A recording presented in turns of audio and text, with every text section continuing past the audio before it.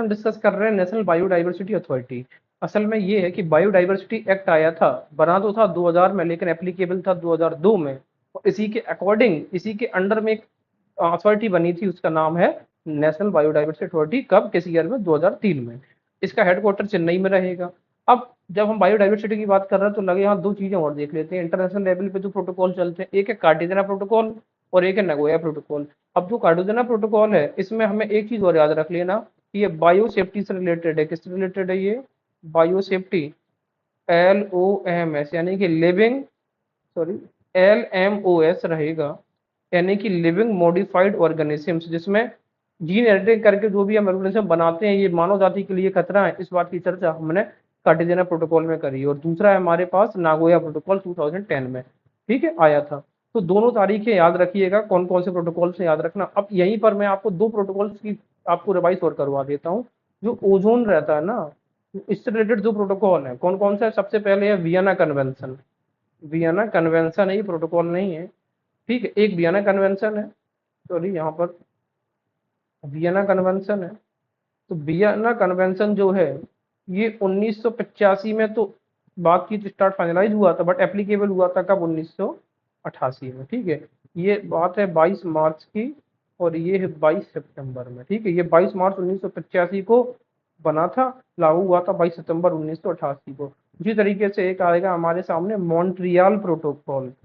Montreal जो protocol है, अब ये जो रिलेटेड रहेगा, ये 1987 में बना था, 1989 में लागू हुआ था, ठीक है ना। तो अब ये इनकी टाइमिंग्स याद रख लो। वियना कन्वेंशन और मॉन्ट्रियल प्रोटोकॉल कहाँ पर है, किससे रिलेटेड है? ये दोनों रिलेटेड है ओजोन डिप्लीशन से। आगे देखते हैं NEERI, national environmental and engineering research institute, 1958, N से नीरी, एन से नागपुर, एस्टेब्लिश्ड। इससे पहले ये असल में central public health engineering research institute के तौर पे इसको बनाया गया था। Central public health engineering research institute 19, ठीक है। और ये इसका नाम नीरी पड़ा 1958 में। National Afforestation and Eco friendly Development Board, तो ये बना था एफोरेस्टेशन 92 में, ठीक है ना। आगे national environment appellate authority, appellate authority 74 में बनी थी, राइट।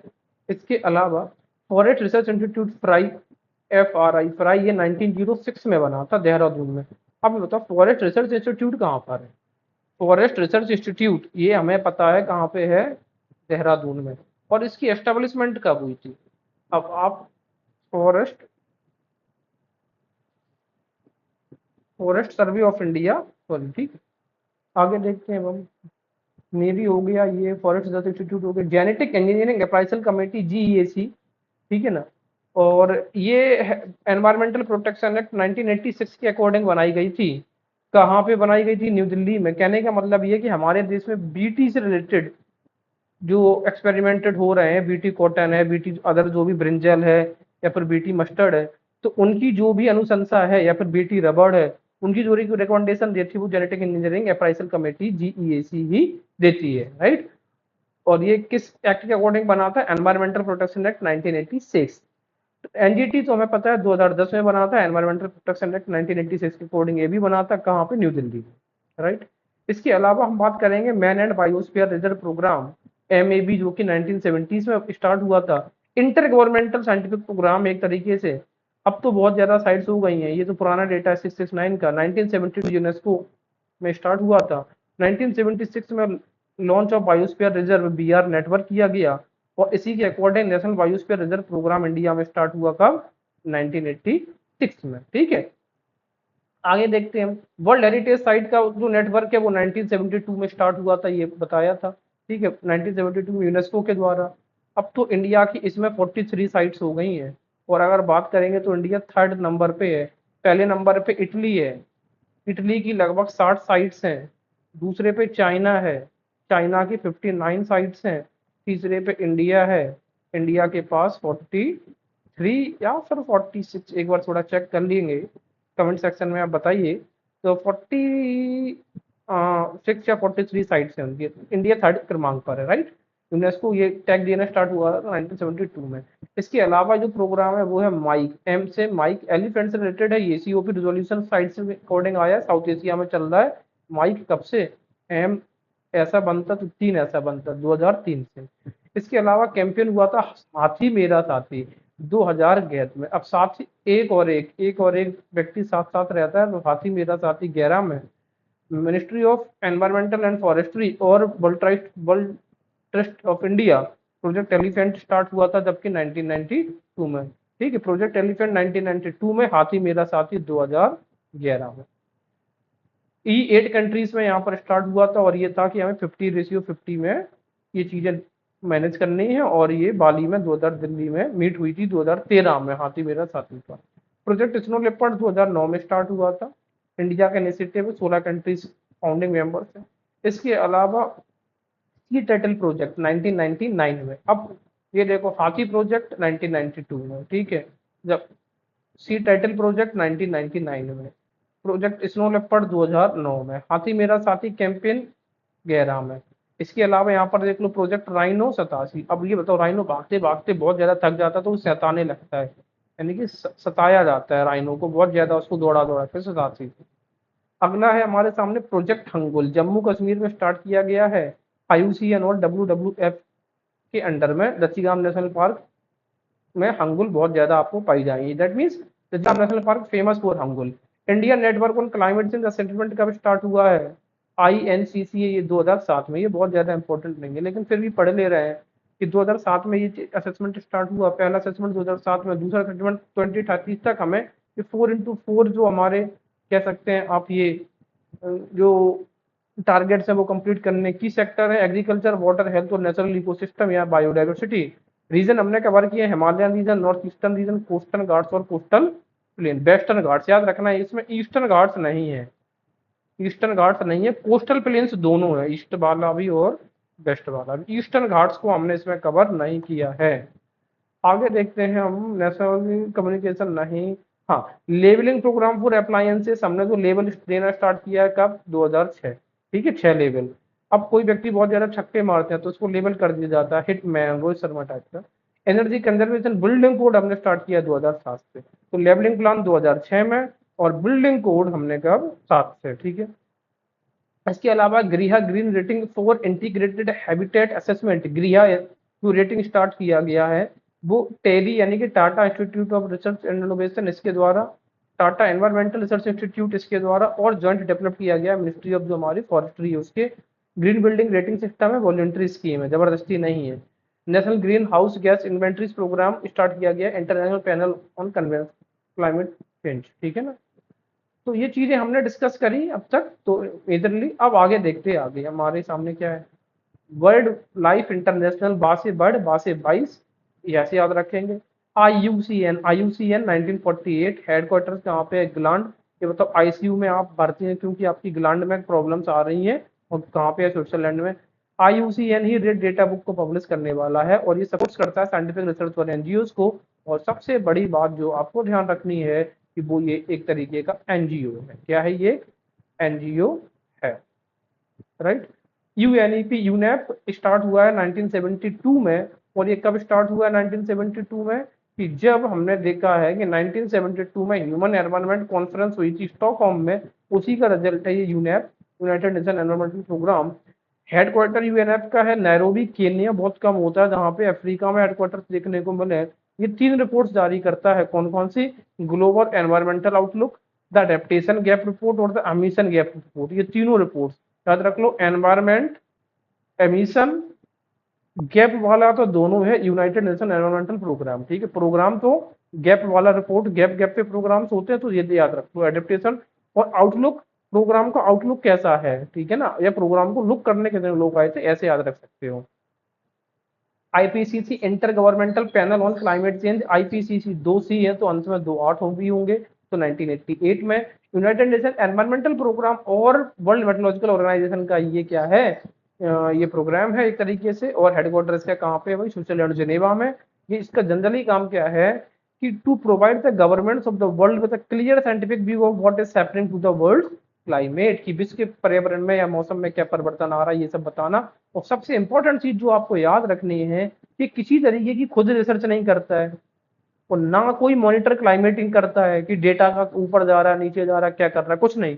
सीधी सी बात है, वर्ल्ड में बहुत सारे ऑर्गेनाइजेशंस हैं, साइंटिस्ट है वो रिसर्च करते हैं, उन्हीं के बेसिस पे ये अपना क्या करता है, अपना वर्क को कंट्रीब्यूशन देता है, उन्हीं के बेसिस पे अपना ये व्यूज बता देते हैं। ठीक है, सबसे अच्छा काम है भाई, कलेक्ट और कोई कर रहा दे हम ले रहे हैं, क्योंकि इसका क्या पैनल ऑन क्लाइमेट चेंज है, तो याद रखना ये खुद कोई रिसर्च कंडक्ट नहीं करवाता। अब ये WWI फंड नहीं, चलिए हमने पहले डिस्कस किया 1961 में एस्टेब्लिश हुआ। अगर इंडिया की बात करेंगे तो इंडिया का 1969 में, इसका लोगो क्या है, जॉइंट पांडा, उसी का हम कह सकते हैं, इसका साइंटिफिक नेम क्या है, एल्यूरपोडा मेलानोल्यूका। ठीक है, और इसका स्लोगन है फॉर अ लिविंग प्लानेट। क्या है, for a living planet, planet ऐसा प्लानट जो रहने के लिए हो। तो वर्ल्ड, अब रहने के लिए कब होगा, जब उसमें वर्ल्ड लाइफ भी बचा रहेगा। ट्रैफिक की बात करेंगे 1976 में हुआ था। अब जब भी ट्रैफिक होता तो बहुत धील मिट्टी उड़ती है, धील मिट्टी उड़ती है तो हम लोग छींकते बहुत है, छींकते 76, क्योंकि NEP और WWF, क्योंकि ट्रैफिक हमेशा रिलेटेड रहेगा किससे, ट्रैफिक है जानवरों की तस्करी से रिलेटेड। NGO है, ये भी याद रखना कि ट्रैफिक भी NGO है। इंटर गवर्नमेंटल हमारे सामने सिर्फ IPCC आया है अभी तक। इसके अलावा वही बात है, क्या काम इसका, मुख्य काम इसका क्या है, to check illegal trade in plant and wild animal species. किसी भी पौधे जो हमारे इन्वेसिव पौधे होते हैं, जो इंडिजिनस पौधे होते हैं, उनका लीगल ट्रेड, और वाइल्ड एनिमल्स का लीगल, कई बार हम देखते हैं। ठीक है, और ये हेडक्वार्टर कहाँ पे, कैम्ब्रिज UK में। अब एक चीज हमें भाई याद रख लेना कि ये NGO है। ठीक है, साइट्स का कन्वेंशन और inter governmental trade on, sorry, convention on international trade in endangered species, इसी को हम कहते हैं वॉशिंगटन कन्वेंशन। साइट्स को, ये साइट सिटी 1975।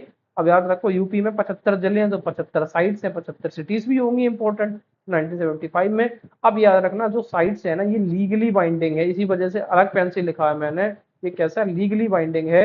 यानी कि भाई देखो, सिटी में कोई भी चीज अगर आप याद कैसे रखना है, उस सिटी में अगर कभी भी आप जाओगे तो वहां के कानून से लीगली बाइंडिंग है, तुरंत चालान हो जाएगा या फिर पुलिस उठा के लेके चली जाएगी। तो साइट्स लीगली बाइंडिंग है। ठीक है, और लीगल बाइंडिंग क्या है हमारे सामने, क्योटो प्रोटोकॉल भी लीगल बाइंडिंग है। ठीक है, हाँ, इंटर गवर्नमेंटल नेटवर्क है, ये याद रख लो कि भाई ये क्या है, ये जो साइट से, अब जो लीगली बाइंडिंग है वो इंटर गवर्नमेंटल नेटवर्क है। अगर वो NGO है, अगर वो NGO है तो फिर वो लीगली बाइंडिंग नहीं होगा। और अगर वो लीगली बाइंडिंग है तो फिर गवर्नमेंट का होगा, या फिर गवर्नमेंटल है तो फिर लीगली बाइंडिंग होगा। तो साइट लीगली बाइंडिंग है तो ये गवर्नमेंटल भी होगा। किसके अंडर में ये काम करता है, UNEP के हेडक्वार्टर कहाँ पे, जेनेवा। इसकी मीटिंग होती 3 ईयर्स में, बस इसको आगे पीछे भी हो जाती है, डिले भी हो जाती है, like in the crisis of the corona. CAWT coalition against wildlife trafficking 2005 में हुआ था। अब वाइल्ड लाइफ को ट्रैफिकिंग नहीं कर सकते, इलीगल तस्करी नहीं कर सकते। अब इलीगल तस्करी अकेले सरकार के रुकने से नहीं रुकेगी, इसमें पब्लिक और प्राइवेट पॉल्यूशन बहुत जरूरी है। तो इस तरीके से ये कह सकते हैं आप, सरकारी और ये दोनों का काम, अकेला सरकारी नहीं है।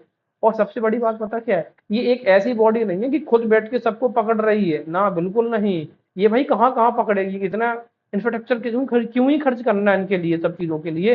तो ये खुद से इन्वॉल्व नहीं होते हैं, इनका जो काम कस्टम ऑफिशियल वाले करते हैं, हर एक एयरपोर्ट्स पे या फिर पोर्ट्स पे। देखते हैं कई बार लोग बैग लेके जा रहे हैं, उनसे उनके बैग से रेयर स्पीसीज वाले कोई है ना, मतलब लाइक स्नेक्स मिल गए, लिजर्ड्स मिल गया, टॉर्टोइसेस मिल जाते हैं। तो all these things are done by the custom officials, not direct by the officials of the world life trafficking या फिर CAWT body. CMS convention on migratory species, इसी को कहा जाता है बॉन कन्वेंशन। अब ये बताओ, ये साइन तो हुआ था 1979 में। अब देखो M से माइग्रेटरी है, M ये बना, ये 3 है तो 83, माइग्रेटरी 83, माइग्रेटरी 83, ऐसे 3-4 बार बोलो याद हो जाएगा। मेरे साथ भी बोल सकते हो, migratory 83, migratory 83, migratory 83, migratory 83, migratory 83। और ये बताओ, जब माइग्रेशन होगा तो एक जगह से दूसरी जगह पर पक्षी जाएंगे। या ये मान लो माइग्रेशन में जब एक देश से दूसरे देश के लोग जाते हैं तो ये सरकारों का काम है, तो ये इंटर गवर्नमेंटल है। और ये किसके तत्वाधान में काम करता है, UNEP। अच्छा ये बताओ, माइग्रेटरी स्पीसीज डे कब होता है, ये बताओ। 11 मई को होता है, 11 मई को होता है। याद रखने का तरीका, M से माइग्रेटरी, M से मई, और एक देश से दूसरे ही देश में माइग्रेशन होता है, तो एक और एक। ठीक है ना, तो ये इस तरीके से याद रख सकते हैं आप। ग्लोबल टाइगर फोरम 1994 में इंटर, अब देखो टाइगर है तो टाइगर में इंटर दिख रहा है तो इंटर गवर्नमेंटल है। ग्लोबल टाइगर इनिशिएटिव स्टार्ट हुआ था, अलायंस है गवर्नमेंट्स ऑर्गेनाइजेशन का, सिविल सोसाइटी। ठीक है, इट्टो इट्टो 86। ठीक है ना, तो UN, International Tropical Timber Organization, इतना ज्यादा इंपॉर्टेंट नहीं है, बस याद रख लो। UNFF, United Nation Forum on Forest, देखो दो एफ है तो अंत में दो जीरो भी लगे हैं। जैसे IPCC में क्या था, 1988 था, दो सी था तो दो एट भी था। अब सी ऐसे बनता है, एट भी ऐसे बनता है, इस वजह से एफ जीरो। तो न्यूयॉर्क डिक्लेरेशन हुआ है किस पे, फॉरेस्ट पे। पहली चीज याद रखो कि न्यूयॉर्क डिक्लेरेशन किससे रिलेटेड है, फॉरेस्ट। जैसे कि बॉन कन्वेंशन, ये माइग्रेटरी स्पीसीज से रिलेटेड तो है। एक बॉन कन्वेंशन हमारे सामने लैंड रिस्टोरेशन और डिसर्टिफिकेशन से भी रिलेटेड रहेगा, वो बाद में। अब जो न्यूयॉर्क डिक्लेरेशन हुआ था फॉरेस्ट में, वो क्या था, ये UN क्लाइमेट समिट 2014 में इसको डिक्लेयर किया गया था। तो UN डिक्लेरेशन ऑन फॉरेस्ट कब हुआ है, 2014 में। ये चीज आपको पूछी जा सकती है, ये किससे रिलेटेड है और कब डिक्लेयर किया गया। दूसरा है endorses a global timeline to end the loss of forest. एक निश्चित, कह रहे हैं कि आप एक निश्चित तारीख तो रख लो कि जहां तक हमें जो फॉरेस्ट लॉस हो रहा है उनको रोकना है। बट रिसेंट तो हम देख रहे हैं कि साउथ अफ्रीका, सॉरी जो साउथ अमेरिका, जहां पर सब अमेजन फॉरेस्ट है जो कि क्या लंग्स कहे जाते हैं, यहाँ पर क्या हो रहा है, यहाँ पर ही सबसे ज्यादा वर्ल्ड फायर्स की हमें इंसिडेंसेस देखने को मिल रही है। इसके अलावा एंडोर्स किया जाता है गवर्नमेंट्स के द्वारा, बिग कंपनीज के द्वारा और इंडिजिनस कम्युनिटीज यानी कि जो स्थानीय जो समुदाय है उनके द्वारा। और सीधी सी बात है, लीगली बाइंडिंग नहीं है। लीगली जो बाइंडिंग है मैं बताता चला जा रहा हूँ। टाइगर था इंटर गवर्नमेंटल है, ठीक है। अब मैं एक बात, इससे अलावा माइग्रेशन होगा तो सरकारों के बीच की बात होगी तभी माइग्रेट होगा, या माइग्रेशन मेंटल, ऐसे याद रख लो, MMR है, गवर्नमेंटल है। FCP है, फॉरेस्ट कार्बन पार्टिसिपेटरी फैसिलिटी जो है, ये इसमें सब लोग फैसिलिटी का, फैसिलिटी एक के लिए नहीं होगी, दैट मीन ओनली गवर्नमेंटल नहीं है। तो गवर्नमेंट है, बिजनेस है, सिविल सोसाइटी है। क्या करता है, प्रोवाइड करवाता financial and technical assistant to REDD nations.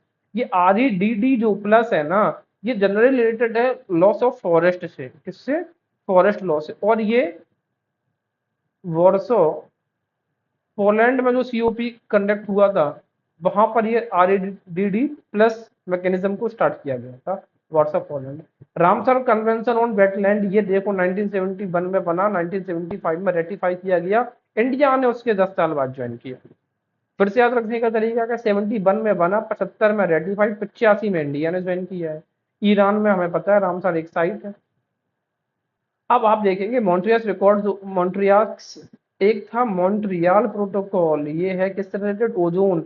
ये है मॉन्ट्रियक्स, अंतर है दोनों में, कंफ्यूज मत हो जाना, ठीक है। मॉन्ट्रियल इसमें L है, इसमें X है। तो रिकॉर्ड हुआ था और ये अडॉप्ट किया गया था 1996 में, कहाँ पे, ब्रिस्बेन, ये सिटी याद रखना, मॉन्ट्रियक्स ब्रिस्बेन 1996 में। इंडिया की 3 साइट्स उसमें अडॉप्ट की गई थी, केलादेव 1990 में, लोकटक 1993 में और चिल्का भी 1993 में। और चिल्का को रिमूव किया गया 2001 में। ये बार बार तारीखें पूछते हैं, ठीक है। C3 है, L3 है, केवलादेव 90, केवलादेव 90, बाकी दो क्या 93 रिमूव की डेट भी पूछी गई है एग्जाम्स में 2001 में। नेशनल वेटलैंड्स कंजर्वेशन प्रोग्राम 1985-86 में स्टार्ट हुआ था। फिर से याद रखने का तरीका बता रहा हूँ, रामसर कन्वेंशन हमें पता है 1971 में, अडॉप्ट किया 75 में, इंडिया में अप्लाई हुआ 1985 में। इसी 85 में नेशनल वेटलैंड कंजर्वेशन प्रोग्राम भी स्टार्ट किया इंडिया ने, 85-86 में। मॉन्ट्रियल रिकॉर्ड अडॉप्ट किया गया था कहाँ पे, ब्रिस्बेन में, किस ईयर में, 1996 में। अच्छा मैं यहाँ पर आपको बता दे रहा हूँ एक चीज और, तो 2 फरवरी होता है वो वेटलैंड डे होता है। क्या होता है, वेटलैंड डे,